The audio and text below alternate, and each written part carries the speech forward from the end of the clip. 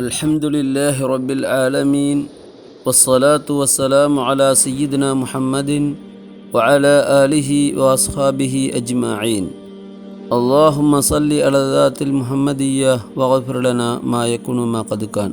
ஒரு மனிதர் நபிகள் நாயகம் ஸல்லல்லாஹு அலைஹி வஸல்லம் அன்னவர்களிடம் வந்து, யா ரசூலல்லாஹ், அல்லாஹ்வின் தூதரே, மன் அஹக்குன் நாஸ் பி ஹுஸ்னி சஹாபத்தி, நான் அழகான ஒரு தோழராக எடுத்துக்கொள்வதற்கு மனிதர்களில் யார் மிகவும் பாத்திபமானவர் என்று கேட்டபொழுது, நாயகம் ஸல்லல்லாஹு அலைஹி வஸல்லம் அவர்கள் உம்முக்க, உனது தாய் என்று சொன்னார்கள்.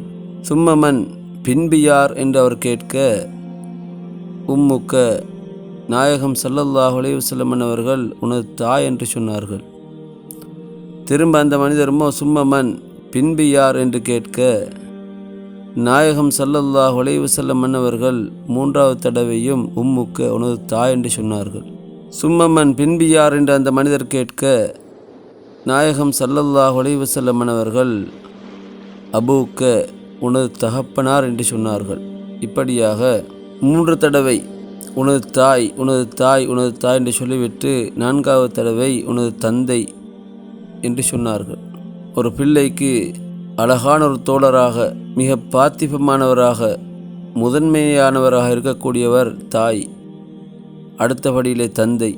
எனவே இதை பிள்ளைகள் உணர வேண்டும்.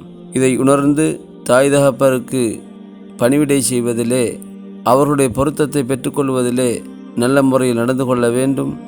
அல்லாஹ் சுப்ஹானஹு வ தஆலா நமக்கு தௌஃபீக் செய்வானாக.